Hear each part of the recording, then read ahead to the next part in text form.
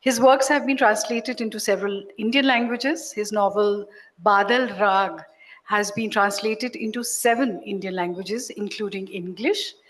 He is the recipient of several awards and honors, including Sahitya Akademi Award for Translation. May I also request Dr. Gauri Shankar Rena to join us on the dais, please?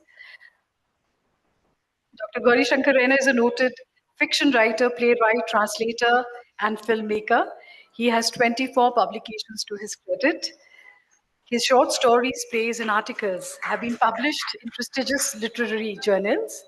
He has translated all the important Kashmiri writers into Hindi. His plays have been broadcast in several languages in the prestigious venues like United Nations and the Grand Prix Festival. He is also a recipient of the Sahitya Akademi Award for Translation. A big round of applause for him as well.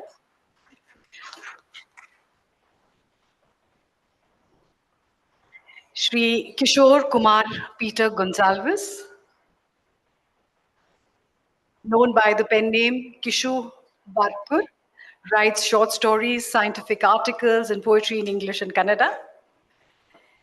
His published works include the collection of poems Dhaktya Devanchim Burgim and the collection of short stories Rupannam, which was awarded the best book by the Karnataka Konkani Sahitya Academy in 2002.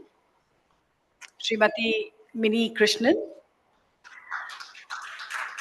Srimati Krishnan is managing editor of the Tamil Nadu Educational Corporation, working with 20 English language publishers to take Tamil to the world through translations of poetry, fiction, and non-fiction.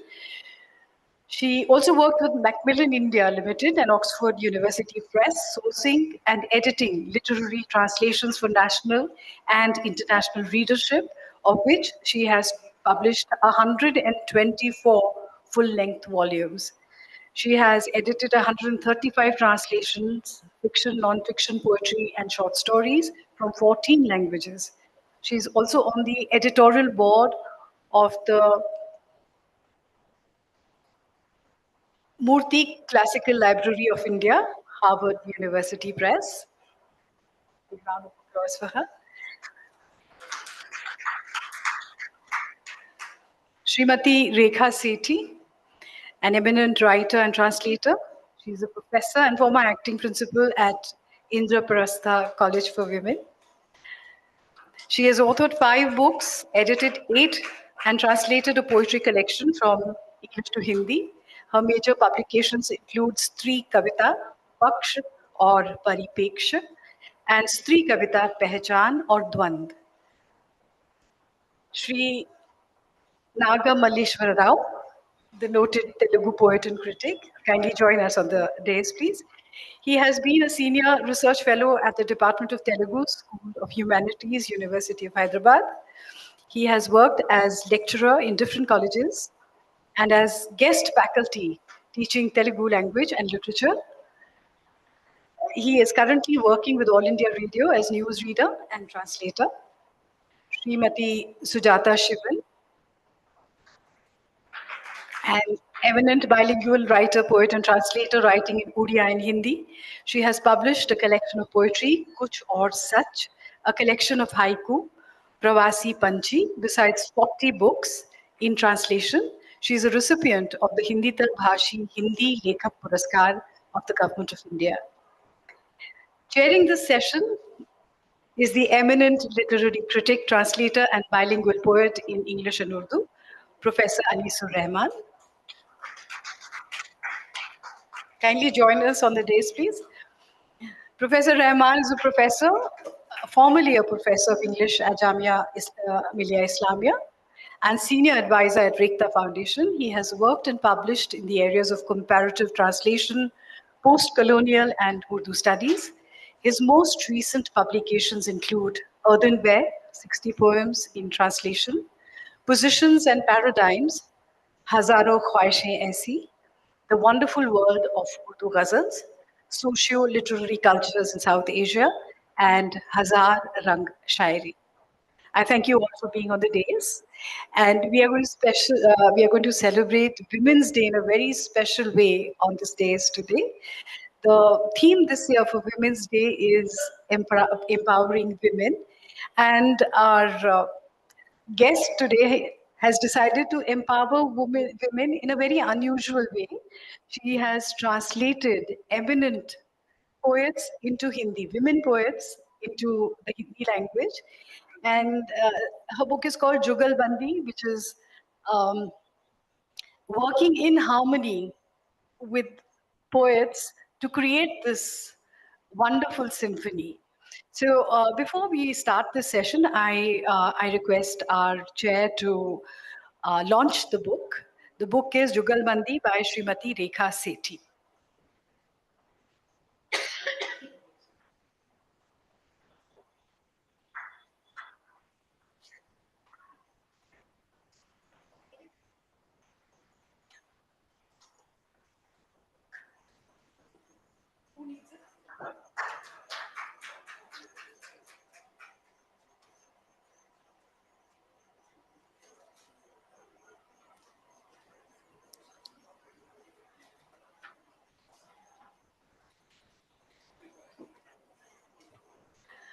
Thank you very much. I now hand the mic over to the chair, Professor Anisur Rahman. Hello.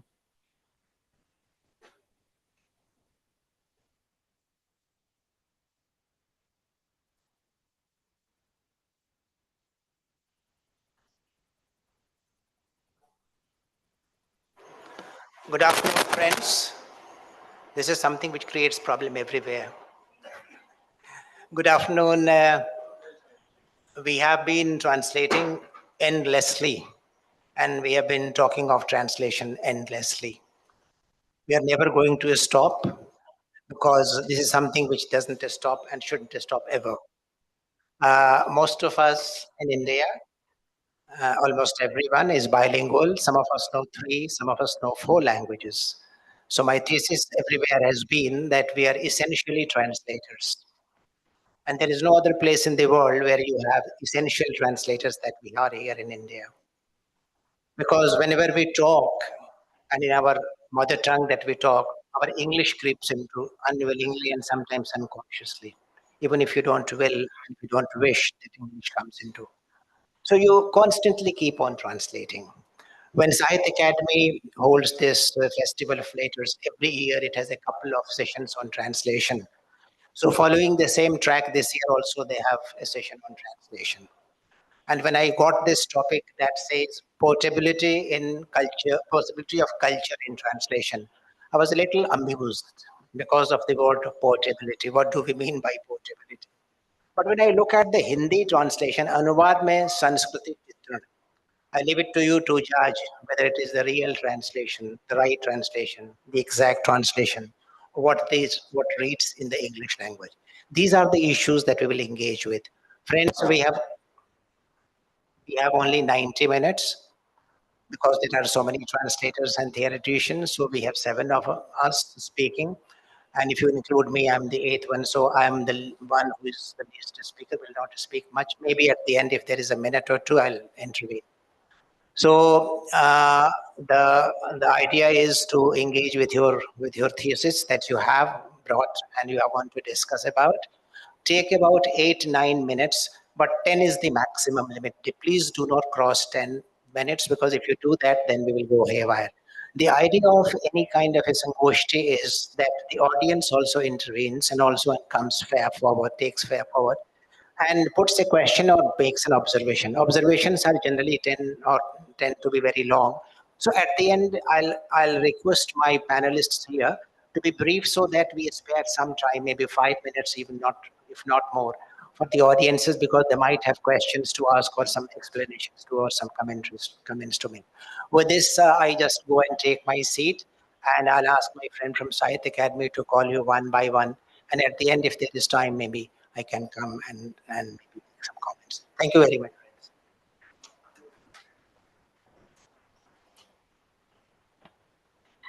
May I request Shri Damodar Khadsiji to kindly speak first? चाहिए आप यहाँ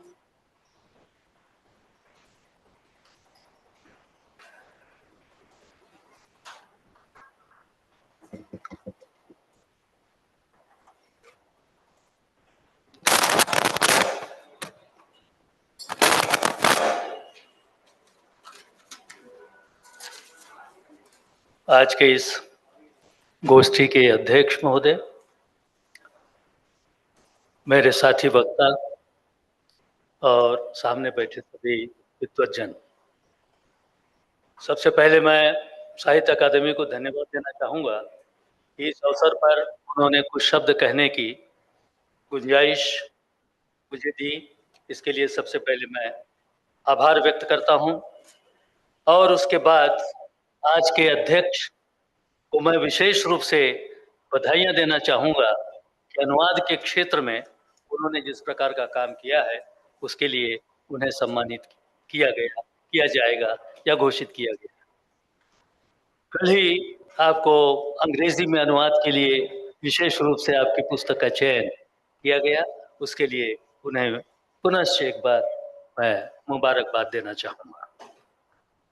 आज जो विषय हमारे सामने हैं दो है, एक संस्कृति और एक अनुवाद।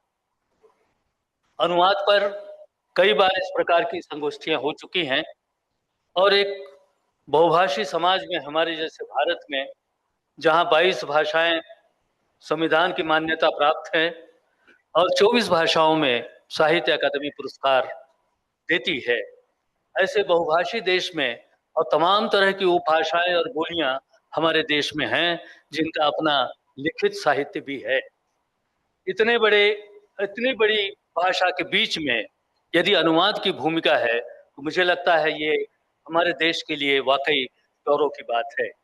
अभी मैं इसी सभागार में सुन रहा था, एक अकादमी पुरस्कार प्राप्त सज्जन कह रहे थे कि हम अलग थलग पड़ जाते हैं कि असम में जो कुछ लिखा जा रहा है, तमिल में जो कुछ लिखा जा रहा है, वो गुजराती में और दूसरी भाषाओं में हम तक नहीं पहुंच पाता। लेकिन ये साहित्य अकादमी की भूमिका जितनी बड़ी है कि अकादमी के पुरस्कार प्राप्त सभी कृतियों का सभी भारतीय भाषाओं में अनुवाद होता है और उससे लोगों तक उस कृति को पहुंचने में मदद मिलती है। अभी मुझे ऐसा लगता है कि अनुवाद बड़ा जोखिम भरा काम है और अनुवाद किसी सूत्र के माध्यम से कह देना उसको सीमित करने जैसी बात है। कई बार ऐसा लगता है अनुवाद एक मोटे आदमी की खुजली है, मोटे आदमी की खुजली है और ऐसी जगह खुजली है पीठ पर जहां उसका हाथ नहीं पहुंचता। वो दूसरे व्यक्ति की मदद चाहता है और क्योंकि वो परेशान है और वो बताता है कि मुझे थोड़ी मेरी मदद करो और दूसरा व्यक्ति मदद करने के लिए भी तैयार है, लेकिन उसको निश्चित बिंदु मालूम नहीं है कि कहाँ उसको मदद करनी है। तो वो अपने हिसाब से वो मदद करता है, तो जो जिसको तकलीफ है वो कहता है वहां नहीं, थोड़ा नीचे, थोड़ा दाएं, थोड़ा बाएं और बाद में हाँ। तो जब ये हाँ निकलता है तब हमें समझना चाहिए कि ये अनुवाद वाकई एकदम सटीक है। इसमें सबसे बड़ी चुनौती हमारे सामने कविता में होती है। कविता में जिस प्रकार का सांस्कृतिक उद्वेग हमको, चाहे वो रामचरितमानस हो, चाहे और कोई इस प्रकार के ग्रंथ हो, जिन ग्रंथों में सबसे ज्यादा सांस्कृतिक मूल्य यदि हैं, उन मूल्यों को अनुवाद करते समय उस समय की संस्कृति का अध्ययन और उसको व्यक्त करने के लिए अपनी भाषा का जो हम आधार लेते हैं वो अपने आप में बहुत बड़ी चुनौती मुझे लगती है। इसी तरह कई उदाहरण मुझे लगता है कि मैं उदाहरणों के माध्यम से ही आप लोगों के साथ आगे बढ़ना चाहूंगा। और संस्कृति के लिए दिनकर ने बहुत अच्छी एक लाइन कही है। वे कहते हैं कि संस्कृति मानव जीवन में फूलों में सुगंध की तरह है। जो भी समाज है उसमें जो संस्कृति है वो फूल में जिस तरह सुगंध है, वो सुगंध मनुष्य में, समाज में, समुदाय में, देश में, राष्ट्र में, प्रदेश में और उस भाषा में वो सुगंध होती है जो संस्कृति के रूप में हमारे सामने उपलब्ध है, और दूध में मक्खन की तरह वो निथर कर संस्कृति ऊपर आती है। अब इतनी सूक्ष्म बात को यदि एक भाषा से दूसरी भाषा में उसको तब्दील करना है, बदलना है, तो मुझे लगता है उस अनुवादक के पास केवल स्रोत भाषा की जानकारी नहीं, केवल लक्ष्य भाषा की जानकारी नहीं, बल्कि उसे उस संस्कृति की भी गहरी समझ, जानकारी और अध्ययन होना चाहिए, जिसमें वो उसको ले जा रहा है, जिसमें उस संस्कृति को वो उसका संवहन कर रहा है, उसको ले जाने की कोशिश कर रहा है, तो उसको उस संस्कृति की भी, उस समुदाय की भी वो सारी जानकारी उसको होनी चाहिए। क्योंकि ऐसा माना जाता है कि अनुवादक एक नाविक की तरह है। वो एक किनारे से, एक भाषा के किनारे से वो किसी वस्तु को, विषय वस्तु को, सामग्री को या पाठ्य वस्तु को एक किनारे से दूसरे किनारे तक ले जा रहा है। अब ये ले जाते समय उसे जिस प्रकार की भाषा का इस्तेमाल करना है, उसे किन रास्तों से जाना है, किस प्रकार उसको खेना है, ये सारी बातें उस नाविक को मालूम होना चाहिए, तभी वो बेहतर ढंग से उस अनुवाद को अंजाम दे सकता है। इसलिए आवश्यक है कि उसको उस संस्कृति की पूरी जानकारी हो। 3-4 उदाहरण मैं आप लोगों के सामने रखना चाहूंगा। जैसे हमारे मैथोलॉजी में या हमारे प्राचीन साहित्य में कुछ शब्द आए हुए हैं। इन शब्दों का यदि हम अनुवाद करते हैं तो हमारे सामने कितनी दिक्कतें हो सकती हैं। जैसे रामबाण। अब ये रामबाण शब्द जो है, ये केवल राम का बाण नहीं है, रामबाण उपाय है।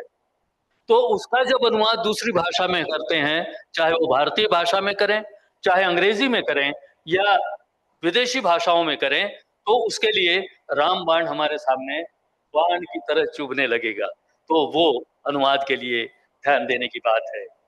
महाभारत, वैसे देखा जाए तो महाभारत एक सामान्य शब्द है, लेकिन उसके घर में महाभारत हो गया।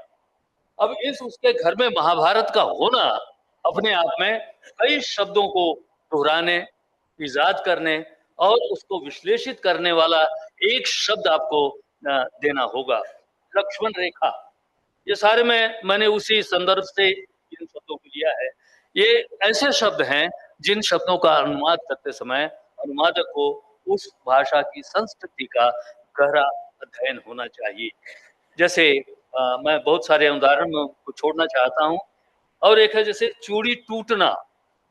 अब इस प्रकार के यदि शब्द आते हैं तो उनको जिन भाषाओं में हमको अनुवाद करना है, उसकी संस्कृति का भी ध्यान हमको रखना चाहिए।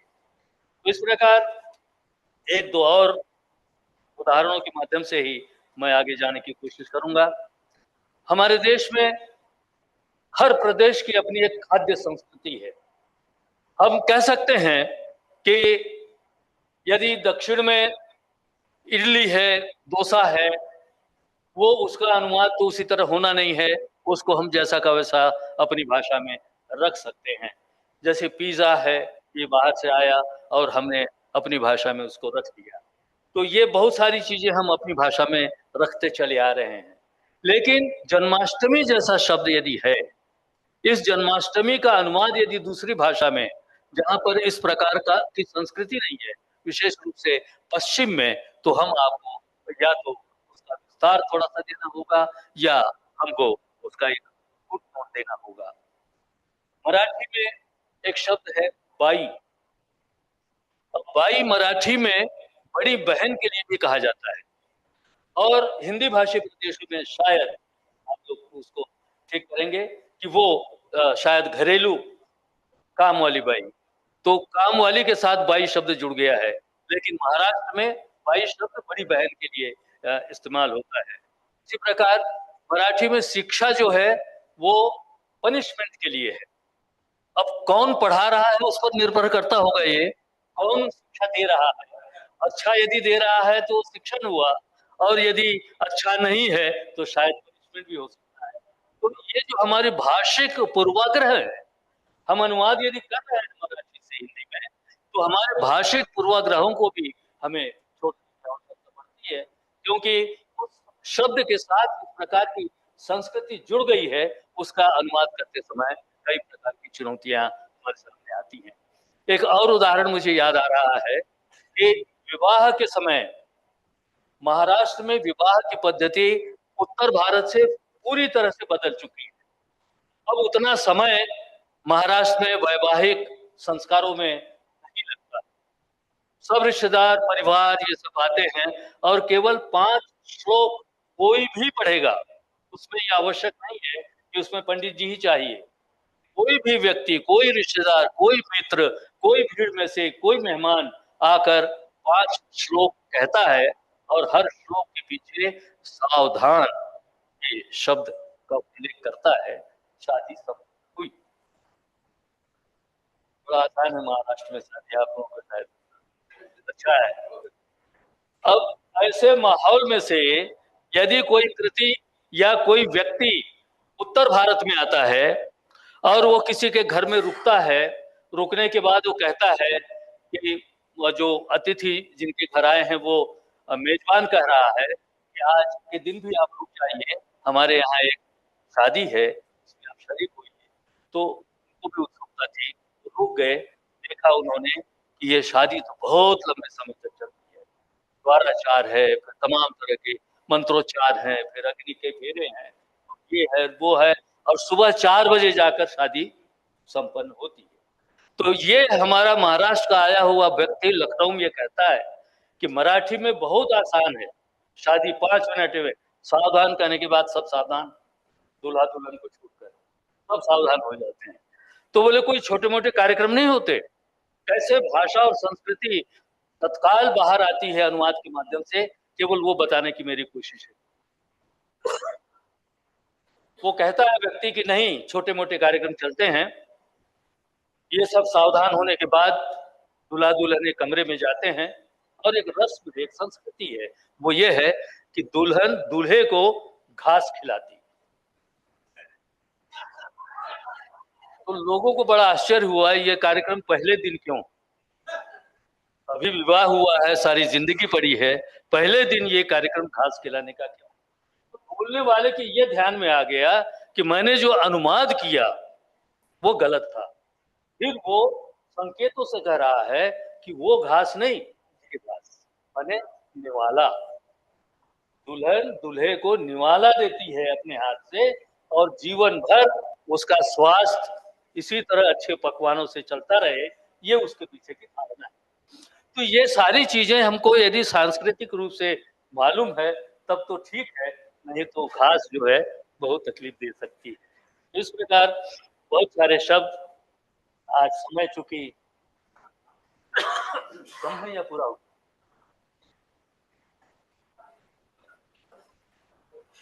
बहुत सारे शब्द थे। जैसे एक दो शब्द करके मैं बात समाप्त करूंगा। अंग्रेजी से हमने हाउस वार्मिंग शब्द लिया और हाउस वार्मिंग हम गृह प्रवेश के लिए इस्तेमाल करते हैं। वो ओरिजिनली मूल रूप से हाउस वार्मिंग ये शब्द जिस देश में स्कूल में इसने जन्म लिया उस देश में बर्फ ही बर्फ होती है। और जब नया मकान बनता था उस समय जब यह शब्द क्वाइन हुआ, शायद अध्यक्ष महोदय ज्यादा अच्छी तरह अंतिम, वो इसीलिए हाउस वार्मिंग, वार्म यानी उष्मा देने के लिए, तो वो सभी मेहमानों को बुलाते थे और हर व्यक्ति छोटी छोटी जलाऊ लकड़ी के टुकड़े लेकर आता था और उनके घर में कोने में अंगीठी हुआ करती थी। अभी भी अंगीठियां हैं वहां, लेकिन वो बिजली की हैं, और उस अंगीठी में वो लकड़ी डाल देते थे और वो घर गर्म होता था क्योंकि ठंडक बहुत ज्यादा होती थी। हमने उसके अनुवाद के रूप में गृह प्रवेश को लिया और आज भी हम देखते हैं कि निमंत्रण पत्रों में हाउस वार्मिंग शब्द लिखा हुआ होता है। तो इस प्रकार शब्द यात्राएं करते हैं, संस्कृतियां यात्राएं करती हैं। अनुवाद मुझे लगता है ये सबसे बड़ा पुल है जो दो संस्कृतियों को आपस में जोड़ने का काम करता है। पुनः एक बार आप सबको बहुत बहुत धन्यवाद।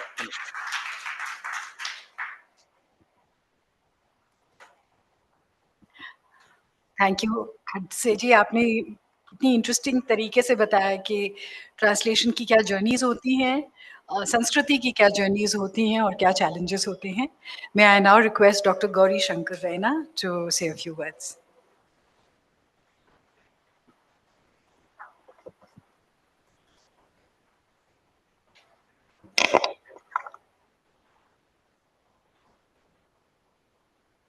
Good afternoon. अभी मुझसे पहले जो वक्ता थे उन्होंने कहा कि अनुवाद में कितनी चुनौतियां होती हैं और अनुवाद में कितनी चैलेंजेस होते हैं, लेकिन मैं समझता हूं कि जब हम अनुवाद करते हैं तो संस्कृति चित्रण तो हो ही जाता है. तो वो तो अनुवाद जब करते हैं या तो अपनी भाषा में अपनी भाषा से दूसरी भाषा में करते हैं तो अनुवाद चित्रण वो उसमें संस्कृत चित्रण निहित है.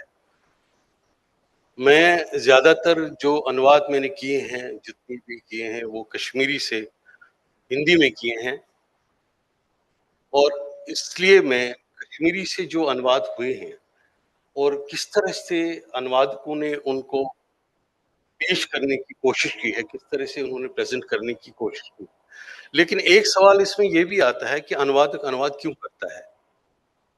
मोस्टली क्या होता है कि कई बार तो किसी का कहा जाता है कि ये बहुत बढ़िया कृति है, इसका आप अनुवाद करिए. लेकिन कभी-कभी ये भी होता है कि अनुवादक खुद ही किसी कृति का अनुवाद करता है क्योंकि वो चाहता है कि ये अगर कृति मेरे को प्रिय है, अगर मुझे अच्छी लगती है, तो ये कृति दूसरे तक भी जानी चाहिए और इसका जो ये जो कृति है, ये दूसरे लोगों तक भी जानी चाहिए. मैं कुछ उदाहरण देता हूँ कश्मीरी साहित्य से कि किस तरह से लल्लेश्वरी कश्मीरी की बहुत महान कवित्री है 14वीं सदी की. उसके बाद जितने भी कवि आए और जिस तरह से लल्लेश्वरी ने अपने काव्य में कहा है, उस तरह के बिंब, उस तरह की रचना, उस तरह की संरचना हमें उसके बाद के कवियों में नजर नहीं आई अभी तक की. और फिर जब 47 के बाद 50 के लगभग रहमान राही, दीनानाथ नादिम जैसे लोग आए, तो उन्होंने एक आधुनिकता को जन्म दिया. लेकिन एक बहुत ही पॉपुलर जो लल्लेश्वरी का वाक है, जो लल्लेश्वरी की जो छंद हैं उनको हम वाक कहते हैं. वाक जैसे आमीपन सुद्रस नावि, मैं कश्मीरी में कह रहा हूँ, आई विल मैं इसका ट्रांसलेशन भी फिर बताऊंगा. आमीपन सुद्रस नाविछस लमान कतिबोज दाइमोन मेति तार आमिन टाकिन पोंजन शमान जुबशुम ब्रह्मान दरगस. मतलब जैसे छीज रहा है पानी सकोरों से, ऐसे ही छीज रहा है मेरा जीवन. है कोई जो मुझे इस कच्चे धागे से इस समुद्र के पार ले जाए. इतने इस तरह के बिंब और इस तरह का ये और इस तरह से. अब इसमें जो है प्रोफेसर नीरजा मट्टू हैं, वो अंग्रेजी पढ़ाती रही हैं वहां पर. उन्होंने अंग्रेजी में इसका अनुवाद किया है, तो मैं पढ़ता हूँ वो अनुवाद उन्होंने कैसे किया है अंग्रेजी में, क्योंकि हमने कश्मीरी से ज्यादातर जितने भी अनुवाद किए या तो अंग्रेजी में किए हैं या तो हिंदी में किए हैं. तो मैंने तो मोस्टली हिंदी में ही किए हैं. तो नीरजा जी इसी श्लोक का, इसी छंद का जो अनुवाद लेती हैं, वो लिखती हैं, feeble is my body, yet I row my boat in the ocean. When shall God listen and take me across? As water oozes out from unbaked pots, so do I pine to be home again. लेकिन अब देखते हैं इसी का जो इसी श्लोक का, इसी छंद का जो अनुवाद है, वो किस तरह से रंजीत होसकोटे करते हैं. आई लला में उन्होंने किया है यही सेम, इसी का अनुवाद उन्होंने किया है. I am towing my boat across the ocean with thread, will he hear me and help me across, or am I seeping away like water from a half baked cup. Wander, my poor soul, you are not going home anytime soon.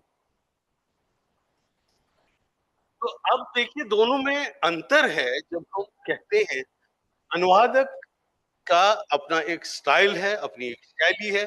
जब हम पहले में देखते हैं उन्होंने he is true to the what has been written there in the Kashmiri, but in the second point what you see is that उन्होंने एक नई poem create की. It's like a poem. हैं? Yes, he himself is just like a poem. He's एक अगर आप इसको अलग से पढ़ेंगे तो आप इसको एक कविता की तरह ही पढ़ेंगे, एक पुख्त एक मैं इसलिए मैं मानता हूं जब अनुवाद करता है वो एक नई कृति को जन्म देता है. He creates a new कृति को कहते हैं. अच्छा इसी तरह से मैं आई विल देयर इज अभी मैं एक इसी तरह से रहमान राही ने आधुनिकता को लाया जैसे मैंने अभी कहा है. उन्होंने एक कविता को जिसमें लाइफ को कैसे डिस्क्राइब किया है. अब it's a very long point, बहुत लंबी पॉइंट है. मैं उसका एक अंश अनुवाद के रूप में वो अनुवाद मैंने खुद ही किया. तो वो मैं देखता हूँ वहाँ जैसे आप देखते हैं कश्मीर में बहुत सारे फ्लावर होते हैं, गार्डन्स होते हैं, लाइफ उसमें घूमती है और किस तरह से जीवन को उन्होंने कैसे देखा है और जीवन को किस तरह से उन्होंने उसमें उतारा है. It's a very long point but मैं थोड़ा सा अंश उसका अनुवाद का पढ़ता हूँ. उससे जाके हमें पता चलेगा कि स्कूल का आंगन बच्चों का खेल देख लगता है चहचहाने. This is translation. जैसे घोंसलों से निकलकर पक्षी उतर आए हों बाग में, जैसे फूट आई हों किसी सूखी टहनी पर नाव कोंपले, बांधते हैं पुस्तकें, कुछ घुमा कर तख्तियां लगाते हैं दौड़, पारे की तरफ बहते हैं, और कुछ हिरणों से उछलते मत हो जाते हैं. चौकीदार खोल देता है आंगन का द्वार, बाजार में सारे हो जाता है हो हल्ला, जाबा चने वाले का हो जाता है खाली एक पल में. ऐसे में कोई माँ उधर बादाम की बगीची से लौटते हुए इन स्कूली बच्चों को जब गलियों में दौड़ते देखती है तब उसे अपनी छाती से चिपका दूध पीता लाडला लगता है जैसे चलने को आतुर. होती है अभिलाषा पूरी, अपने लाल का हाथ पकड़ जब ले जाती है स्कूल की ओर, तब लगता है ये संसार वसंत जैसा. तब यूं ही कोई मधुर गीत गुनगुनाते हैं उसके लाल होंठ. जिंदगी जिंदगी लगती है तब एक सुकुमार रूपसी सी. ये उस कविता का अंतिम अंश है. इस 4 पेज की है ये कविता. जिंदगी, उन्होंने कश्मीरी में इसका नाम जिंदगी रखा है, मैंने भी जिंदगी ही रखा. और अगर मुझे पता नहीं कितना समय है हमारे पास, लेकिन मैं गद्य का ट्रांसलेशन थोड़ा सा एक थोड़ा very short.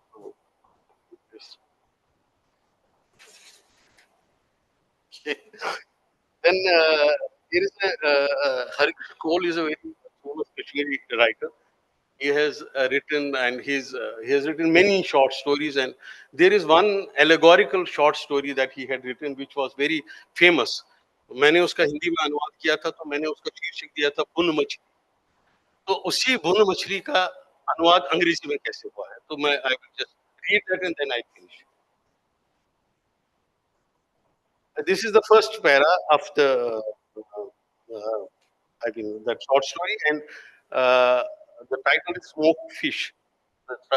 Of the one of them was blind, the others were variously deaf, lame, one-eyed, one-armed, cross-eyed, crippled, hunchbacked, hairless, and the 11th had a stammer. Every one of them suffered from a disability impossible to correct. All of them were wearing long feren of the same indefinable color.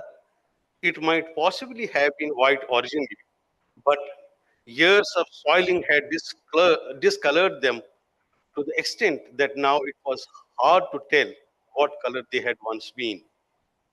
There was a stream in their village. It was from there that they caught fish, smoked them in a little fire made up of dry grass, and made a meal of them. There was plenty of fish in the stream and lots of dry grass available. So there was no cause for dispute. They shared neither friendship nor enmity with one another. They were on their own, each one of them contented and free.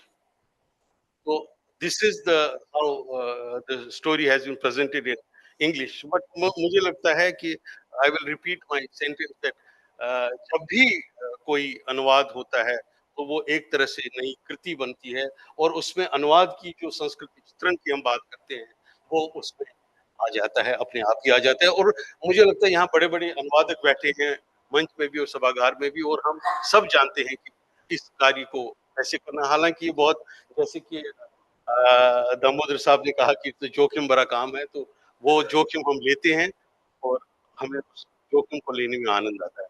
Thank you very much.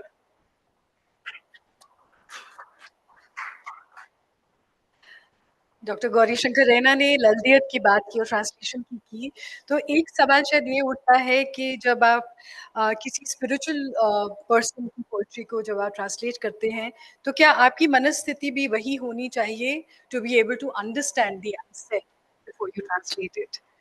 I now have the pleasure of inviting Dr. Kishore Kumar Peter Gonzalez to say a few words.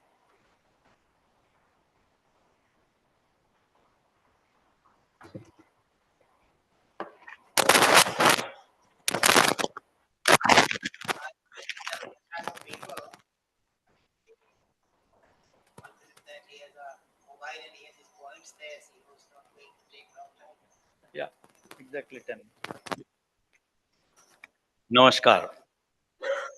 Distinguished guests and friends, it is both an honor and privilege to stand before you today to discuss a subject that lies at the heart of human connection, the portability of culture through translation. Translation is much more than a linguistic exercise. It's a profound cultural negotiation. When we translate from one language to another, we are not merely converting words, we are transporting entire cultural frameworks, contexts, and nuances. Today, I'll explore this intricate relationship between language, culture, and translation, focusing on two of India's most vibrant languages, Konkani and Kannada. These languages, deeply rooted in India's cultural mosaic, provide rich examples of how culture travels across linguistic boundaries. Languages are not neutral vessels. They are living repositories of the accumulated wisdom, values, and worldviews of their speakers. Take, for instance, the Konkani term mok. While it translates to love in English, its cultural connotations extend far beyond the romantic associations we might first assume. In Konkani, Mog encompasses familial affection, reverence, and community bonds, reflecting the cultural priorities of the Konkani speaking community. Similarly, the Kannada concept of Anubhava transcends in English words experience. There is also Anubhava, which carries philosophical dimensions related to spiritual realization and lived wisdom, deeply rooted in Karnataka's historical and cultural context. I am taking the example of my own story from Konkani translated to English. The story follows Gregory, an elder uncle who refuses to attend his nephew's wedding due to perceived disrespect from his brother Vallu and family. Gregory justifies his absence through religious righteousness while harboring resentment over family dispute, including an unresolved land issue. Despite his claims of spiritual devotion and organizing a community boycott at the wedding, Gregory's internal monologue reveals his bitterness as he learns the wedding was successful without him, exposing his wounded pride masked as religious virtue. Religious and spiritual concepts offer some of the most striking examples of how cultural nuances can be lost in translation. In the Konkani version of the text, terms such as Pavitratmo and Besau hold specific Catholic theological meanings while being deeply embedded in Catholic Konkani culture. When translating these terms into English, we encounter a challenge. Should we focus on theological precision or cultural significance? Kinship terms in Konkani and Kannada illustrate complex cultural hierarchies and expectations. In Konkani words like Malgadobau, that is elder brother, Putno, nephew, and Vodlopai, a respectful term for father's elder brother, carry meanings that extend beyond their literal definitions. These terms not only identify relationships, but also outline duties, responsibilities, and the social norms. For example, the cultural belief that an elder uncle's blessing is crucial for successful marriage is common in Konkani literature. When translated to English simply as uncle or nephew, these cultural layers are flattened and the richness of the original context is lost. In Kannada, kinship terms like akka and anna serve not only as familiar labels, but also as indications of respect and hierarchy. These terms embody the deeply ingrained cultural value of honoring elders and recognizing familial roles, which are frequently overlooked in translation.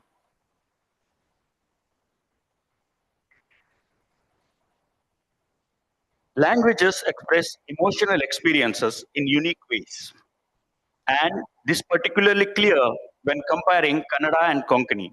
In Kannada, the word nachke captures feelings of shame, embarrassment, and modesty, emotions that are closely tied to one's standing in the community.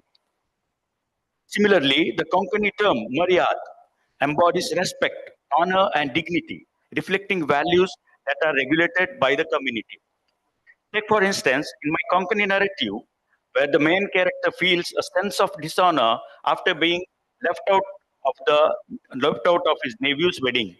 The original text conveys this through cultural specific references to shame and societal judgment.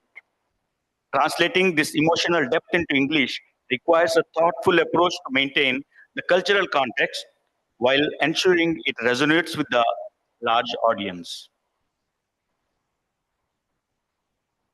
The translator's challenge. The translator faces several competing priorities. Semantic fidelity, accurately conveying the literal meaning. Cultural mapping, identifying suitable cultural equivalents. Aesthetic transfer, maintaining the literary and stylistic qualities. Accessibility, ensuring the content is understandable to the target audience. A successful translator acts as a cultural diplomat, balancing these priorities while upholding the integrity of both the source and the target cultures. The enrichment of target languages. When translating from Konkani to or Kannada into English, we don't simply transfer content from one language to the another. We have the potential to enrich the target language. English has historically gained from borrowings like karma, guru, and avatar from Indian languages, which fill the gaps in its vocabulary.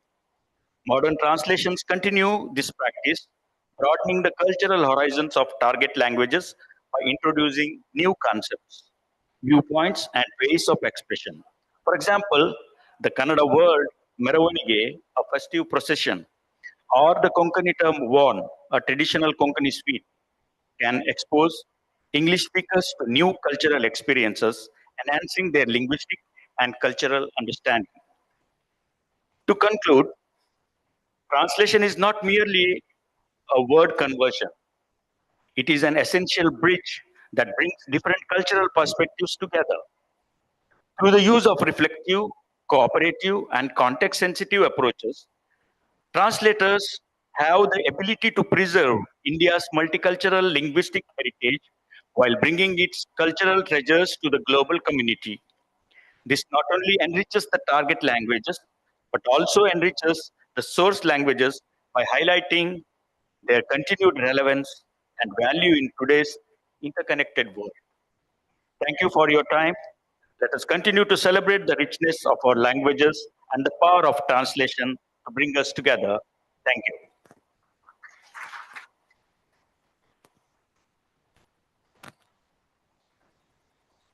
That is very well said.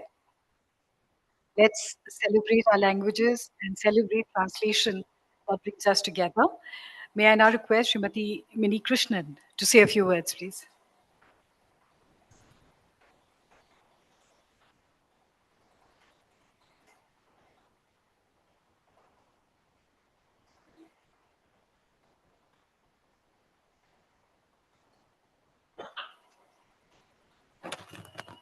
Good afternoon and thank you. And big thanks to Sahitya Academy for arranging something like this. There's just no substitute for the Sahitya Academy for bringing people together. You must have noticed how carefully I walked out, not taking care not to step on anyone's toes, because language is a very, very ticklish thing. I've heard quite a lot about the theory and the balances and imbalances.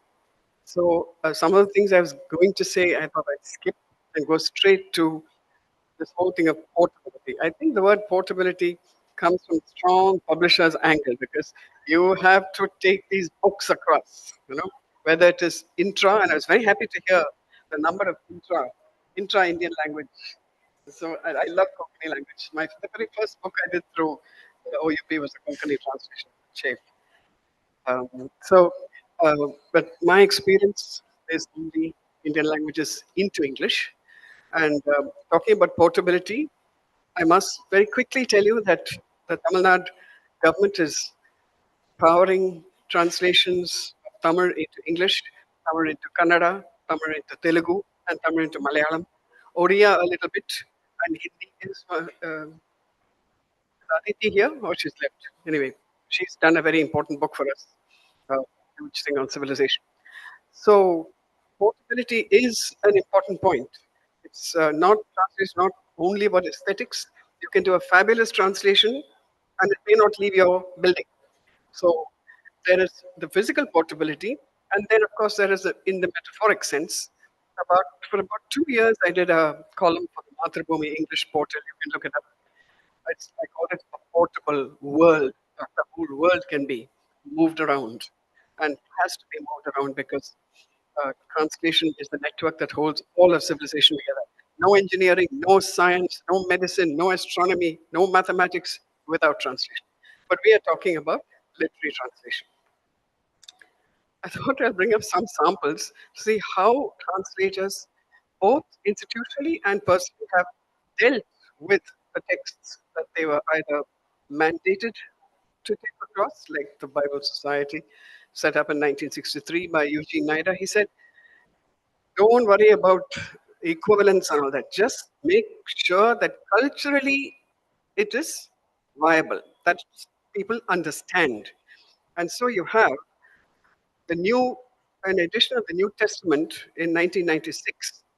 Every one of us knows the Lord's Prayer. It simplifies the English of the New International Version so much that those who are familiar with the stately magisterial language of the King James Version, our Father who art in heaven, might either smile or flinch. But this translation was made for Americans who came domiciled, who came from Poland and the other European countries, and for whom the English language was, they had to simplify the Bible, the KJV, even the earlier American traditions in the 1940s and 50s. In just taking the Lord's Prayer, Thy kingdom come. You talked about Catholicism. Thy kingdom come becomes set the world right. Thy will be done becomes do what's best, because that's what the new, yeah. Then on earth as it is in heaven becomes as above, so below. Give us this day our daily bread becomes keep us alive with 3 square meals. For thine is the kingdom and the power and the glory. I mean, that fabulous rhythm becomes you're in charge. It's the New Testament in contemporary language, edited by E.H. Peterson, Colorado Springs, 1996. So, if anyone is going on the premise, see, we are talking about literary translation, okay, but there's a huge population that's not bothered about literature. They want the meaning. So, for them, translation is something else. Because one of the big misunderstandings about translation is that a translator is concerning herself with differences in language, and that language is the chief focus. Language is only a medium. The culture, the earth, in all of Dalit writing, which came as a big shock in the 1990s, was because it was not to do with formal language. And handling as we are English, the problem, the brainwashing that several generations of Indians went through in English medium schools was premised on what the early English did with our languages when they translated into English. And most of the Babu English, which we inherited in the 40s, in the 50s, in the 60s, tried to follow that pattern. And we must remember that we are all people who did not hear English being spoken. It's all book English. It's Babu English. It's bookish language. So these are the huge problems we've had to, our translators have handled, and Sahitya Academy and the early translations from Indian publishers all had to face these, the great choices you had to make. In other countries, no problem, just two languages, the language you are translating from and your mother tongue. But here we are looking at our own languages going through a sieve, an osmosis, going through another person's language, and you have to bring it through my understanding of my English, adding that person's English. And then there are these critics who sit in charge of them. All these things, yeah, act on huge pressure on our translators. And then, of course, there are horrible editors like me, tyrannical people who say, no, you can't do this. You have to do it that way. We must have a glossary. And then there are huge fights between translators. That's another thing. I'll give you some other samples because time is short. Um, Kannada, again, you mentioned Kannada. Kannada. You're Telugu speaker, sir? Okay. Um, in that wonderful novel, Dhatu, there is a description of the doors in a particular house, and they're not able to bring out in English. Now, I heard this in Hyderabad 15 years ago. That speakers was described very beautifully the how the doors are at a particular level so that someone who's not very welcome will just walk through and hit his head on that door. And so that's a particular thing in that novel which distinguishes who is welcome, who is not. I particularly remember that. And the Telugu, there's a wonderful Telugu saying, um, it's easy to shoot an arrow through a screen, but very, very difficult to shoot a second arrow through the same aperture, which is the power of the translator. Where sometimes the translation, and I'm here, I'm going to really support translators and say, speak up for them, saying, you talked about creativity. I think you said the translators be as creative, if not more, because you're wrestling with two languages in your brain, one of the most fatiguing things. And you have sometimes the translation takes on the radiance which outdoes the original because it has the power of two languages. It's very plain. It's very, very simple. It has the power and energy of two languages. Um, the other thing, of course, is you have to kind of quickly put a footnote here. If the writer is not alive, the translator's duty doubles. He has to be extreme, and the responsibility is very, very intense. If the author is alive, it's great for you to work with that author. But sometimes that author will be your greatest stumbling block because that author may not know English as well as you and will go on interfering, or somebody will influence the author and say, tell him this is not right, tell her this is not right. We've had lots of breakdowns like that. So portability of translation, this also is a big stumbling block. Kannada, the example I want to give you, the early translations in the 20th century for the Bible, the Holy Communion, the Eucharist, they called it Ratri Bhojan. I mean, they praised the Englishman. the Englishman, not Last Supper, the, the Holy Communion, the thing. So long after Kannadigas learned English very well, they had to continue to say Ratri Bhojan, although it was taken in the morning, early morning, because it had become, a part of it had been ritualized and it had just sort of become established. So again, going back to Christian, the examples, in Malayalam, Nancy will support me here, Good Friday is known as Dukka Velliyacha. I mean, which is everyone knows me here. So Dukka Velliyacha and Good Friday, but of course, good for who? Good for human beings because Christ's passion. So these are lots of things that we take for granted, but actually, if you look at it word for word, it won't work. But if you look at the meaning and the depth and the nuances and the layers, it works. So these are the then. What happens when a theme from one country is lifted to fashion, let's say a play, because that's the sample I've taken, example, and then translated and then played back to the country of its origin. This is going back hundreds of years. In 1800, Friedrich, I don't know how it's pronounced, Friedrich Schiller wrote a German play about Mary Stuart, the Catholic Queen of Scots, for a predominantly Catholic audience who sympathized with the Catholic Mary and made Elizabeth Tudor, the Protestant queen, whose father broke with Rome, made her the villain. Now, the translator in the 20th century was the great poet Stephen Spender, and the director of that play was Peter Wood. Of this English language play, they decided that the real Elizabeth Tudor had to be released from the unreal character that Schiller had created. Schiller had villainized Elizabeth. So they used an editorial dagger and did all sorts of things to the translation. Schiller long dead. Nobody, he can't say anything. The title page boldly says, I've got a copy of it. Freely translated and adapted by Stephen Spindler. Of course, only, only the British would be so arrogant, like Fitzgerald did. All of you know what Fitzgerald did with Omar Khayyam. It's all really terrible.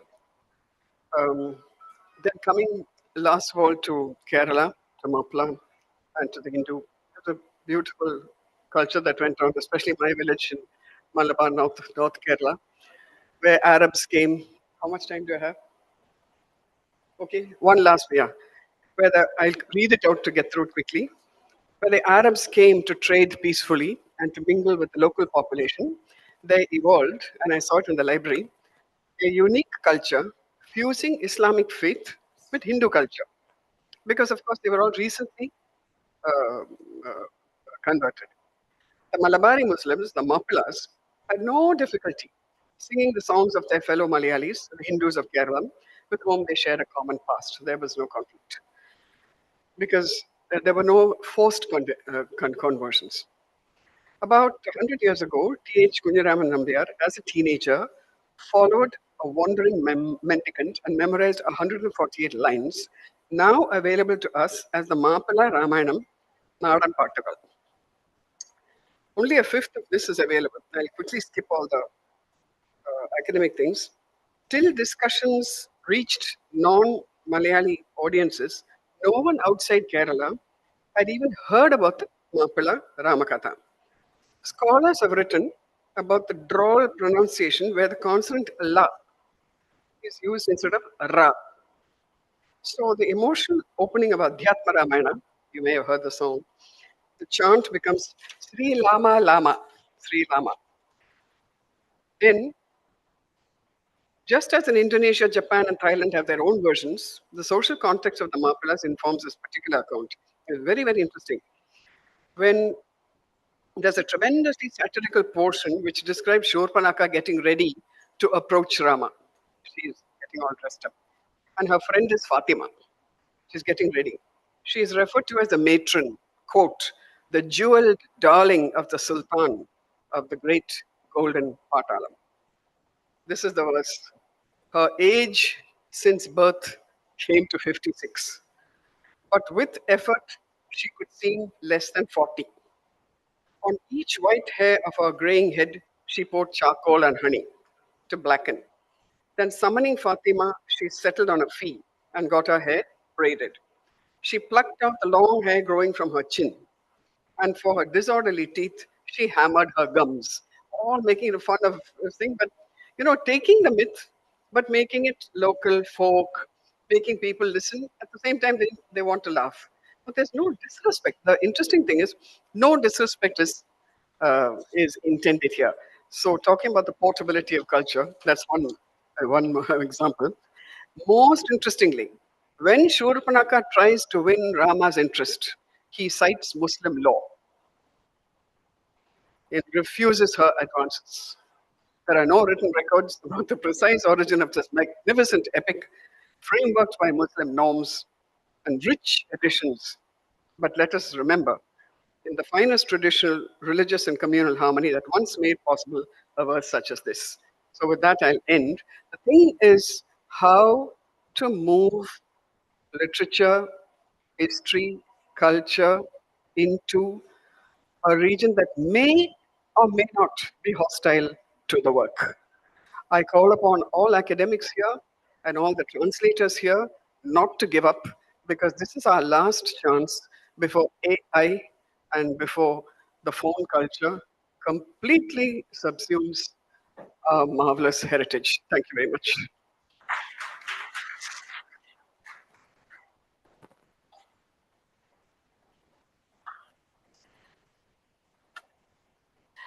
Srimati Mini Krishnan raised some very important points.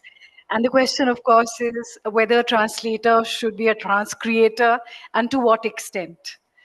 On that note, I'd like to request Srimati Rekha Sethi to kindly address the audience in as short a period as possible.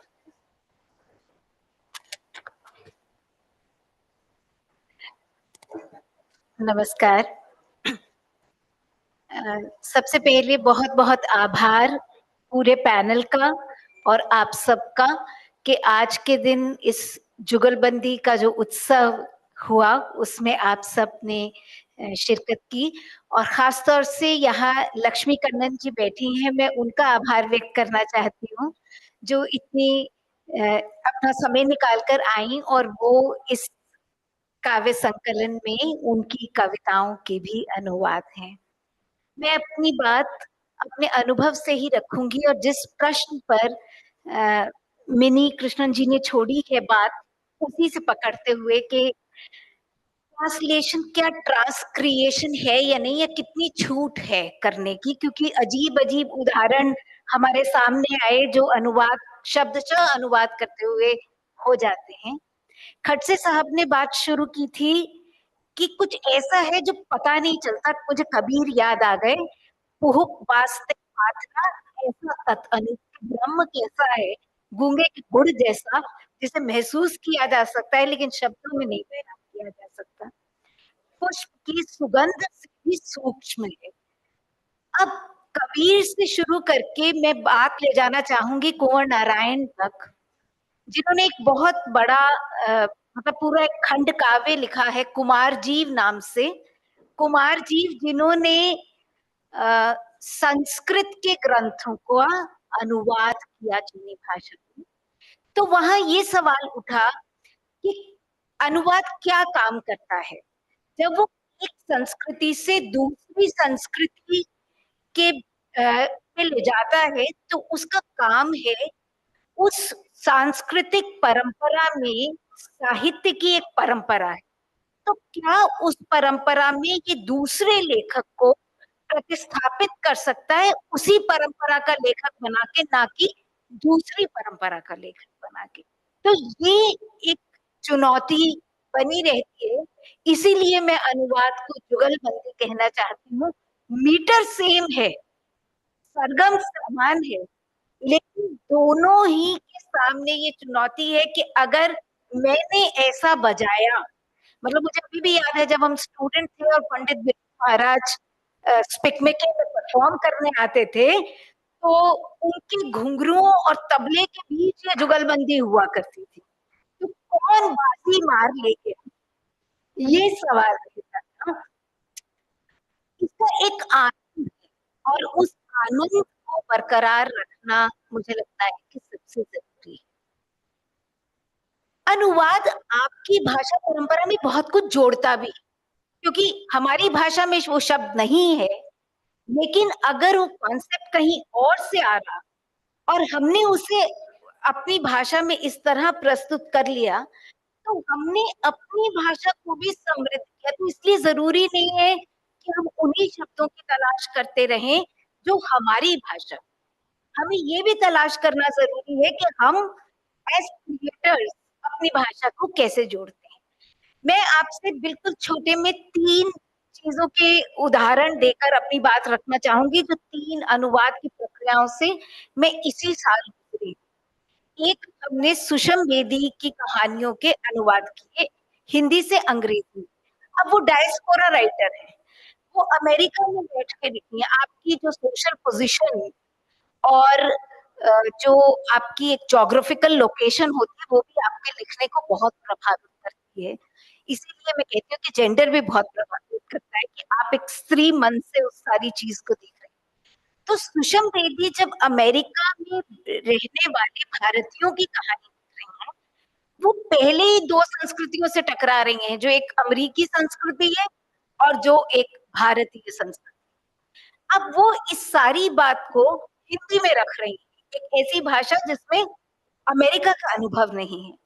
अब हम उसका अनुवाद अंग्रेजी में कर रहे हैं, तो फिर हम एक चुनौती का सामना कर रहे हैं कि जो ऑलरेडी वहां डाइल्यूट किया गया है या अप्रोप्रिएट किया गया है, अब हम उसे रीअप्रोप्रिएट कर रहे हैं। तो मतलब ये एक इतनी बड़ी चुनौती बन जाता है कि अब इसमें हम क्या कहें, वो ब्रॉडवे की, कॉफिन की, मतलब उसमें इस तमाम तरह की चीजें आती हैं और जिस तरह से उनको साधना पड़ता है, वो सच में एक चुनौती है। दूसरी बात, जैसे मैंने कही कि हम जुगलबंदी की बात कर रहे हैं, इसमें 18 कवित्रियां हैं, सब अलग अलग जगह से आती हैं। ममंग दई नॉर्थ ईस्ट से आती है, अनीता नाहल और उषा अकेला अमेरिका में रहती हैं। तो एक और तरह की चुनौती हो जाती है, किसी का आदिवासी अनुभव है, नॉर्थ ईस्ट का अनुभव है, किसी का बहुत सिटी लाइफ का एक्सपीरियंस है, किसी की कविताएं बिल्कुल यूं ढल जाती हैं क्योंकि वहां हिंदी और अंग्रेजी वैसी 2 भाषाएं नहीं है जैसे कि कॉलोनियल स्ट्रक्चर में होती हैं, औपनिवेशिकवाद में होती हैं, बल्कि वहां हिंदी और अंग्रेजी भारतीय संस्कृति में गलबैया डाल के संग संग चलने वाली 2 भाषाएं। अब तीसरा जो उदाहरण देके मैं अपनी बात खत्म करना चाहूंगी कि जब हम ट्राईपार्टाइट ट्रांसलेशन करते हैं मतलब हम किसी और भाषा से किसी तीसरी भाषा में करें और मीडिएशन करिए एक और भाषा, चाहे वो हिंदी हो चाहे वो अंग्रेजी हो। जैसे भारतीय भाषाओं से जब हम हिंदी में अनुवाद करते हैं तो थोड़े अफसोस की बात है, लेकिन बहुत बार हमें अंग्रेजी को माध्यम बनाना पड़ता है। लेकिन उसमें क्या दिक्कत आती है कि अंग्रेजी अपनी तरह से, अभी मिनी जी ने इस पर बात की थी कि भाई जब आप कोट कर रहे हैं यहाँ से वहां, तो आप अंग्रेजी का जो सेंटेंस स्ट्रक्चर है भारतीय भाषाओं में टेंस बहुत, अभी आप पास्ट टेंस में, अभी आप प्रेजेंट टेंस में, अभी आप फ्यूचर में आप नेविगेट करते रहते हैं, लेकिन अंग्रेजी उसको एकदम होमोजेनाइज कर लेती है। और जब वो होमोजेनाइज करती है और वहां से हम ट्रांसलेशन करते हैं, तब अपने आप में एक दिक्कत खड़ी हो जाती है, क्योंकि जरूरी नहीं है कि हर बार एक खास तरह से जो जो सबड्यू किया जाता है इमोशन को अंग्रेजी में, आप जरूरी नहीं विश्व की सभी भाषाएं ऐसा करती हो। तो यानी अनुवाद की बात हुई, अनुभाव की बात हुई, तो टेक्स्ट में, साहित्यिक टेक्स्ट में भाव भी सबसे जरूरी है। वो अनु ना हो, पूरा भाव बना रहे, बचा रहे, ये कोशिश बहुत जरूरी है। धन्यवाद।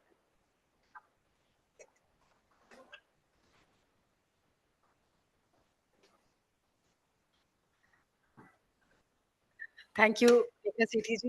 You rightly said that the translation, the translator, and the author have to work in a certain synchrony to create something beautiful.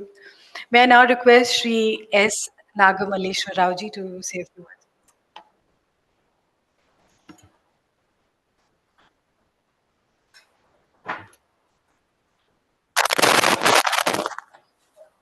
Good afternoon. Respected Chair, Professor Anisur Rahman, to whom I should convey my hearty congratulations on receiving the Sahitya Academy Translation Prize and my fellow speakers. I feel this as an honor and privilege to present my thoughts before you on the aspect that is close to my heart, an age-old practice which is inevitable and unavoidable in a multilingual and multicultural country like ours.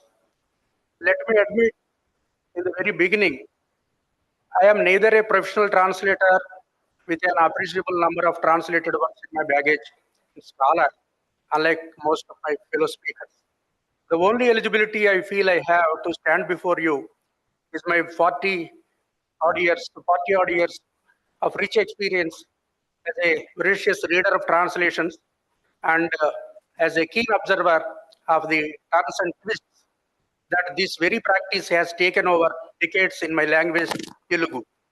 I thus clarify that I speak not of translation, but of anuvadam from a Telugu sensibility.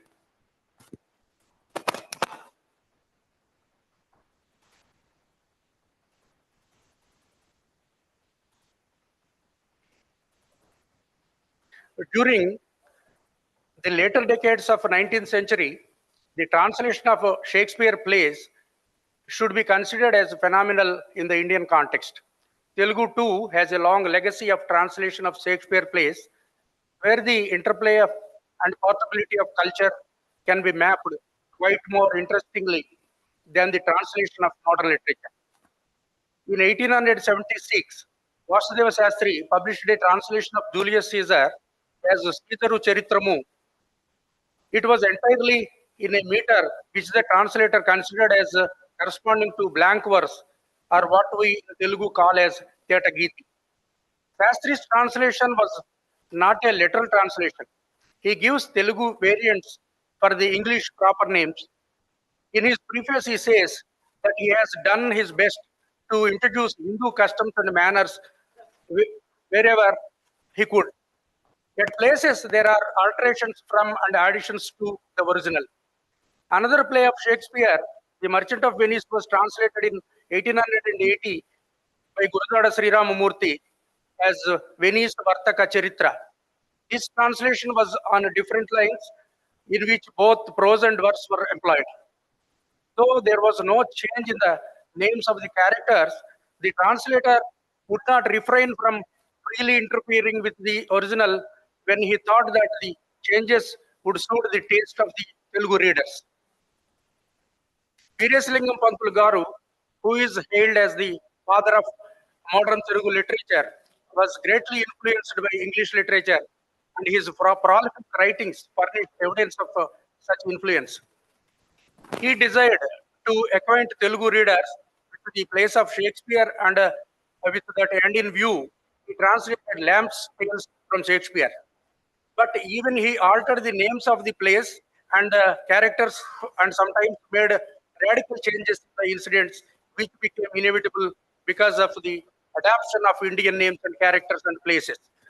Romeo and Juliet became Malati Madhukaramu. King Lear became Chitraketu. His Telugu version of Comedy of Errors under the name Chamatkara Ratnavali exhibits similar interference with the original.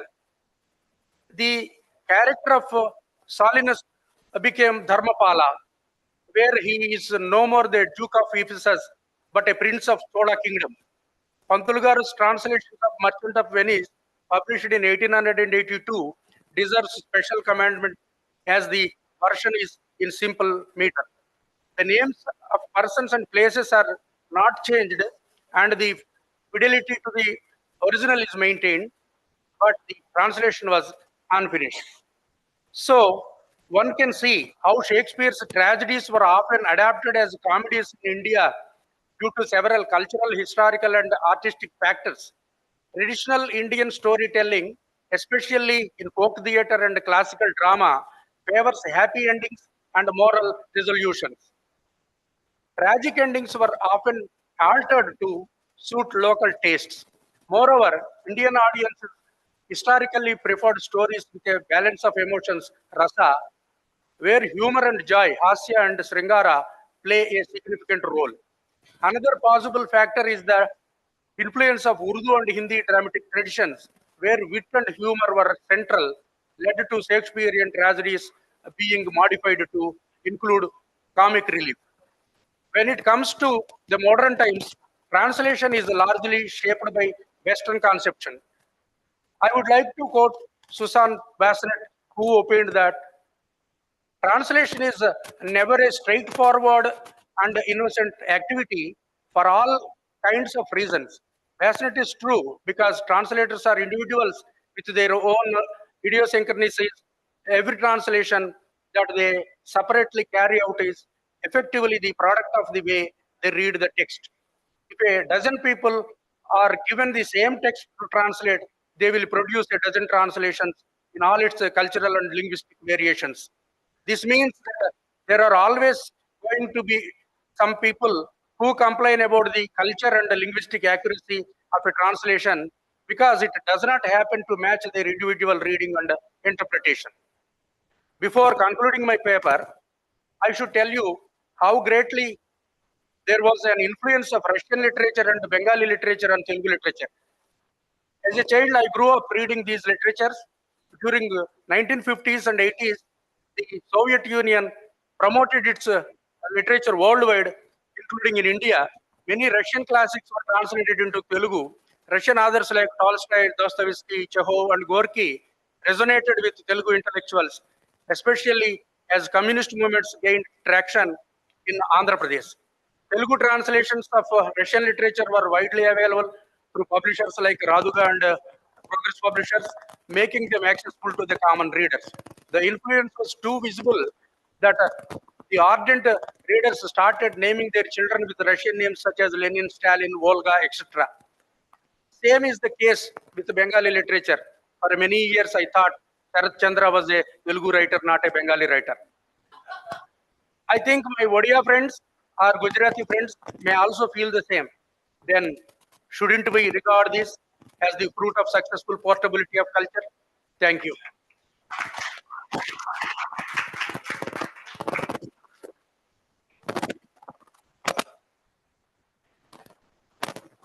Thank you, Mr. Rao. Sometimes there's no option but to accept these kind of idiosyncrasies. I've heard of a professor of English who was teaching Shakespeare, and he said the hero made a Hanuman jump. That is the so I suppose we have.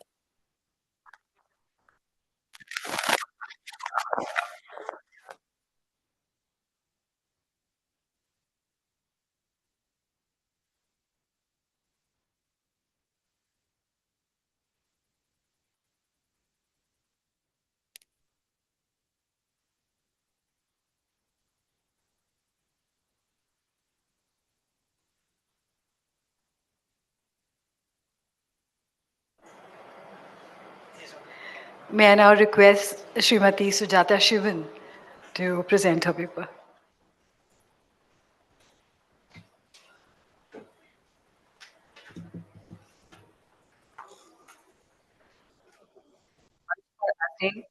सम्मानित प्रवक्ता, साहित्य अकादमी के प्रतिनिधि और श्रोतागण, आप सभी को प्रणाम। साहित्य अकादमी का आभार कि इस महत्वपूर्ण विषय पर मुझे बोलने का और सुनने का अवसर दिया। अभी हमने सुधी वक्ताओं से portability of culture in translation विषय पर उनके विचार जाने। मैं चूंकि उड़िया से हिंदी में अनुवाद करती हूँ, तो उससे संबंधित अपने कुछ विचार रखूंगी। एक अनुवादक के तौर पर लगभग 3 दशक से 50 किताबों का उड़िया से हिंदी का अनुवाद करने के दौरान मैं अनेकों बार आज के विषय से दो चार हुई हूँ। आज का विषय है portability of culture in translation. Hindi में इसका सटीक अनुवाद क्या हो सकता है या क्या होना चाहिए? क्या यह अनुवाद में संस्कृति चित्रण है या अनुवाद में संस्कृति की सुबाह्यता या फिर अनुवाद में संस्कृति का सुसंचार? इसके और भी 2-4 अर्थ हो सकते हैं। मैं उड़िया भाषी हूँ तो कह सकती हूँ कि अनुवादरे संस्कृतर स्थानांतरण। सच कहूँ तो अनुवाद केवल भाषा और बोलियों का शब्द, अक्षर वाक्यों और लिपियों का बदलाव भर नहीं है, बल्कि यह संस्कृति, सभ्यता और परंपरा की आवाजाही का साहित्य संवाद और एक मानव से दूसरे मानव के बीच संवेदनाओं के संचार का वाहक भी है। एक दूसरे के बीच परस्पर गहरे संबंध का माध्यम होने के चलते एक अनुवाद के लिए यह बेहद जिम्मेदारी और सावधानी का काम है, जो अपनी तरह की विशेष चुनौतियों के साथ आता है। अनुवाद के दौरान सांस्कृतिक संदर्भों, मुहावरों और सामाजिक मान्यता को सही ढंग से प्रस्तुत करना बेहद चुनौतीपूर्ण है। यह चुनौती भाषाई, सांस्कृतिक और सामाजिक अंतरों के कारण उत्पन्न होती है। किसी विद्वान ने कहा है, अनुवाद केवल शब्दों का ही नहीं बल्कि संस्कृति का भी स्थानांतरण है। जाहिर सी बात है कि अनुवादक केवल भाषा का ही नहीं, संस्कृति का भी ध्यान रखता है। मैं अपने अनुभवों से कह सकती हूँ कि संस्कृत के ज्ञान के बिना अनुवाद अधूरा होता है। पर क्या वाकई यह इतनी सीधी और सहज बात है? क्या एक क्षेत्र, एक भाषा से जुड़ी संस्कृति जिसमें परंपरा, सभ्यता, खान-पान, वेशभूषा ही नहीं, पर्यावरण और भौगोलिक परिदृश्य भी शामिल है, को शब्दशः दूसरी भाषा में दूसरे परिवेश के बीच रख पाना इतना सहज है? संस्कृति एक समाज से दूसरे समाज तथा एक देश से दूसरे देश में बदलती रहती है। उदाहरण के रूप में हमारे अभिवादन की विधियों में, हमारे वस्त्रों में, खान-पान की आदतों में, पारिवारिक संबंधों में, सामाजिक और धार्मिक रीति रिवाजों और मान्यताओं में न केवल पश्चिमी देशों से भिन्नता है, बल्कि हमारे अपने देश की विविधता, इसका बहुभाषी होना और बहुरंगी संस्कृति की भिन्नता अनुवादक के ज्ञान, धैर्य और समझ का इम्तिहान लेती है। भारतीय भाषाओं के बीच परस्पर अनुवाद के दौरान भी एक राज्य की भाषा से दूसरे राज्य की भाषा में अनुवाद करते समय राज्य विशेष की संस्कृति का चित्रण लक्ष्य भाषा में करने के लिए अनुवादक को जूझना पड़ता है। अलग-अलग संस्कृति के कारण एक भाषा का सांस्कृतिक संदर्भ दूसरे भाषा के पाठकों के लिए अपरिचित होता है और संस्कृति के इस बदलाव को अनुवाद में साधना किसी भी अनुवादक के कौशल की परीक्षा है। मैं इसे थोड़ा और स्पष्ट करती हूँ और उदाहरण से सामने रखने का प्रयास करती हूँ।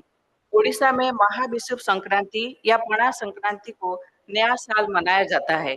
पणा संक्रांति लिखने पर ओडिशा के बाहर के पाठक समझ नहीं पाएंगे, तो वहाँ हम इसे नववर्ष लिख सकते हैं। होली को दोड़ो उत्सव के रूप में मनाया जाता है, तो वहाँ दोड़ो उत्सव लिखकर होली को समझाया जा सकता है।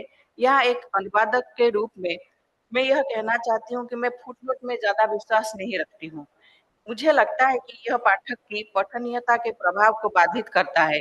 इसलिए मैं दोड़ो उत्सव अर्थात होली पर्व लिखकर आगे बढ़ती हूँ और आगे जब भी दोड़ो उत्सव का जिक्र होता है, तो वहाँ दोड़ो उत्सव ही रखती हूँ, ताकि पाठक इस शब्द से परिचित हो जाए और उसे अर्थ भी पता रहे। उड़ीसा के लोगों को पखाल खाने की आदत है।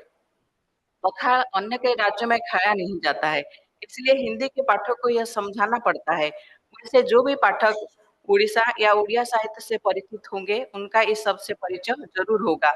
पर आमतौर पर रात को बचे हुए चावल में पानी डालकर पखाल बनाया जाता है। इसे पारंपरिक तौर पर भी बनाया जाता है, जैसे भात के मांड में पानी मिलाकर उसे रात भर रखा जाता है, जिसे बासी पखाल कहा जाता है। किसान सुबह उठकर इसे खाकर खेत पर जाता है। वैज्ञानिकों का कहना है ये धूप से होने वाले नुकसान से लोगों को बचाता है।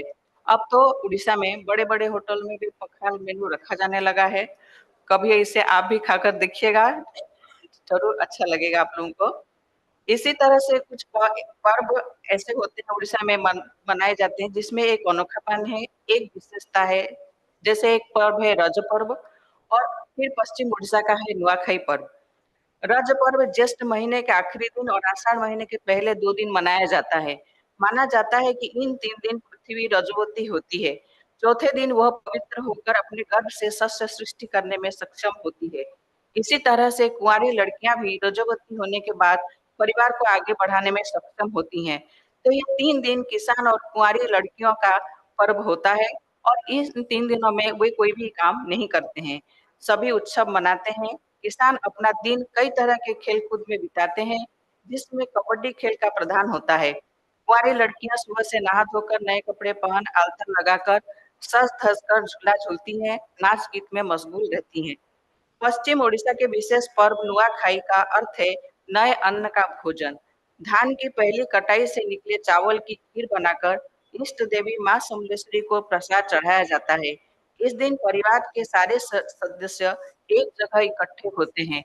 जो भी बाहर कहीं रहता है इस दिन घर जरूर आता है। बहुत धूमधाम से कई तरह के व्यंजन बनाकर इसका लुत्फ उठाते हुए यह अनोखा पर्व मनाया जाता है। हमारा देश कृषि प्रधान देश है। इस तरह के कृषि आधारित कई तरह के पर्व देश भर में मनाए जाते हैं। सबकी एक अलग अलग विशेषता, एक अलहदा अनोखापन होता है।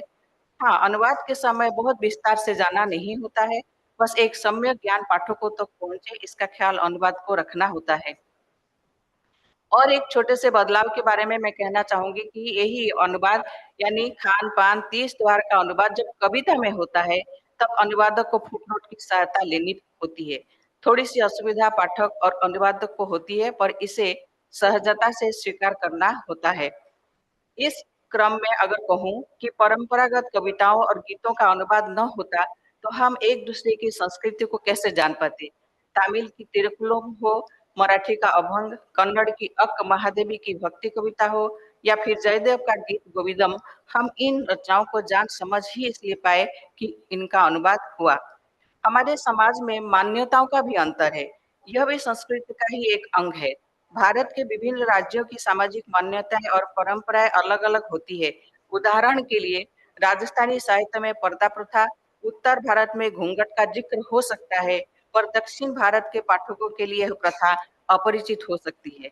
एक अच्छा अनुवादक बनना है तो अपनी संस्कृति को, सांस्कृतिक विविधता को गहराई से समझना होगा और उसे पाठक तो कितनी सुगमता से पहुंचाए इस पर ध्यान देना होगा। मुश्किल नहीं है कुछ भी अगर ठान लिया जाए। जब मैं अनुवाद के माध्यम से संस्कृत के प्रभाव की ओर देखती हूँ तो पाती हूँ कि लोक कथाओं, लोकगीतों और मौखिक परंपराओं के अनुवाद ने भी एक दूसरे को जोड़ा है। मौखिक परंपरा और स्थानीयता का बनाए रखने के साथ इनके भाव बता पाना किसी भी अनुवादक के लिए बड़ी चुनौती है। निष्कर्ष में मैं यही कहूंगी कि अनुवाद का समस्त सौंदर्य ही अनुवाद में संस्कृति चित्रण या portability of culture in translation में निहित है। यह एक अनुवादक के भाषा ज्ञान, कौशल और संस्कृति ज्ञान से और भी समृद्ध होता है। यह कला है जिसे हर लेखक अनुवादक को साधना ही चाहिए। यह सुनिश्चित करना कि मूल पाठ का संदेश अपनी सांस्कृतिक विशेषताओं के साथ अनुदित भाषा में सही ढंग से प्रस्तुत हो जाए। अनुवाद और अनुवादक की सबसे बड़ी सफलता है। मुझे इतनी देर सुनने के लिए आप सभी का धन्यवाद। पुनः साहित्य अकादमी के आभारी हूँ कि उसने इतने बड़े सुदीप विद्यार्थी के मुझे इस पर बोलने का आभार दिया। जय भारत, जय Kalinga.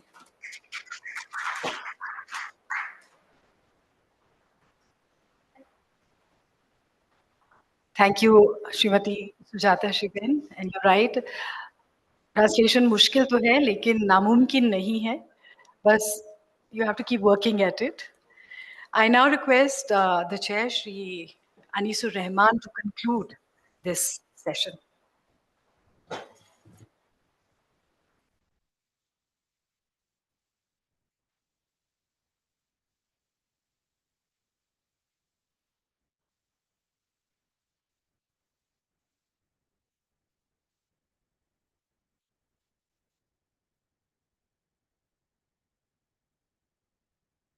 Here, they didn't get the enough time, but one feels sorry about that.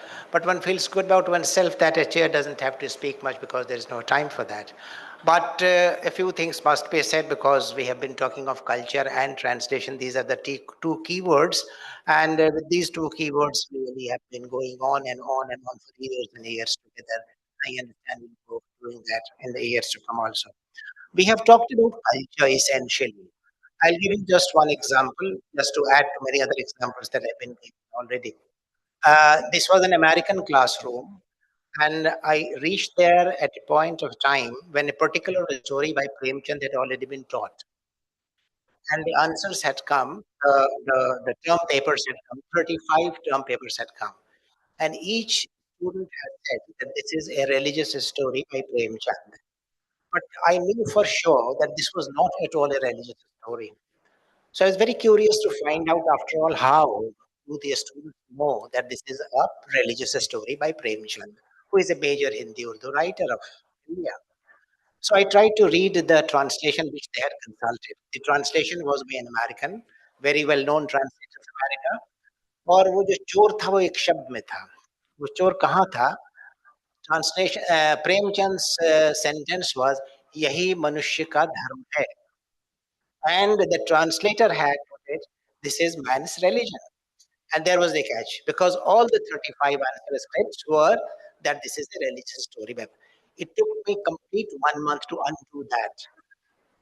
And to say this is not at all religious story, this is something entirely different, but it relates to culture. That is the point that I was trying to make. A very interesting points have been made. One interesting point that I personally think is about language. Language has its own culture also. And let me tell you, this is how I deliberate upon language when I do my own translations.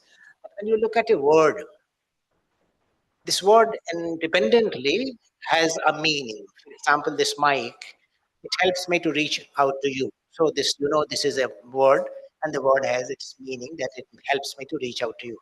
But you go beyond that, this word is also an image. You can see that this is a mic. Beyond that, you also know that this is a simile also. And the simile has a culture behind it. And then you can say that in this Sabhagar, the mic that is working is better than the other mic which is there in another Sabhagar. So there is a comparative and there is a culture in between coming of the mics, how they behave with us and how our languages behave with this mic. You go beyond that as well. So from language to meaning, and meaning which is all the time very, you cannot decide for sure what is the meaning of that particular word or language. So from there you go to simile, from simile you go to metaphor. And metaphor is a difficult thing to exercise, to understand, to evolve. And finally, you come to a symbol, to create a symbol. Coleridge has already told us, stronger the imagination of the poet, better the poem or the work of art. So to be able to travel with a language, and that language also contains a certain culture within itself, you have to be with that language constantly. So the question is not that how difficult it is. The question is how I can do this, how I can negotiate it. So the point that I was trying to make, and I'm trying to make it, is this, that every language has its own culture and every text has its own culture. But there are two texts that I have to negotiate with. So for example, there is a word called Pia. Pia is a word that we use in all the Indian languages. We understand what is Pia, I beloved. But this Pia can have many other manifestations, can have many other, incarnations in different languages of India itself. So see the language, how it travels, and in each and every stage, the image has a culture, the simile has a culture, the metaphor has a culture, the symbol has a culture, and beyond that, ultimately, what a writer does, that he transforms a symbol, which is a strong one, if at all he has been able to evolve a strong symbol, that symbol becomes a myth, which very few are in a position to create. Very few are in a position to create. So this long journey of a word from a word to reaching out to a myth is a journey which the translator, not only the translator, already the writer has gone through that. We as translators are trying to catch up with that. I was talking to a very promising young Indian English poet, Urna Bose, is sitting here. I'm referring to what I was just having a discussion with her a while ago. She's a copywriter. I was asking her, does your copywriting help you write your own poetry? Because I am of the opinion that yes, copywriting is in fact writing poetry in a way, because you have very few words. And she has to, and I told her that every word has a weight and volume. It carries a meaning, but it has a line length. It has its own length, and that particular word has to fit in a sentence. If it all is poetry, so you have to count. So how I do my technique is this: that I count the syllables, I count the beat, I count the volume of the word, the size of the word, so that a particular line which is coming from a particular stanza or a line in Persian, which I translate from, or Urdu, which I translate from, so it has to combine and correlate with each other. Interestingly, it has paid me dividends, because when I read that out, there is a certain musicality which comes out of it. This musicality also very culturally rooted. This musicality is also culturally rooted. So language is culturally rooted, text is culturally rooted, the form of the poem, for example, if you are translating, that is also culturally rooted. There's a very interesting poem by George Herbert, a 17th century metaphysical poet, Easter Weeks. Students of English would know. It's like the Easter, the festival of Easter, and like the wings. So it is like this. So the bird in flight. So the longest line is the first line, and the last line is also the longest line. So it goes like that. So it has a form, and it's transforming the bird into a form. So there are very interesting deliberations that we can have on this issue of culture, and there have been many. In fact, I have engaged with this issue in my book, Translation. क्या नाम है? In translation, in translation, positions and paradigms. So this whole journey about how I and how we together act. The other last point which I would like to make it that no individual is translating. We all together are translating. We are in the business of it, and we have to devolve that. We have to understand our roles individually, and collectively we are a translator. We are translating a particular language, a particular form into a particular language, which is not our language to which we are born. But this negotiation entirely and essentially at the end of the story is that it is a matter of negotiation. How you negotiate. It's also a wedding negotiation as if a kind of relationship that is being developed between words and how men and women join hands together. किसी ने कहा कि वो बहुत छोटे सा तरीके से शादी हो जाती है, बहुत छोटा सा होता है. हमारे यहाँ तो और भी छोटा है. आपने कबूल किया, मैंने कबूल किया. That's all. Thank you very much, friends. Thank you, time.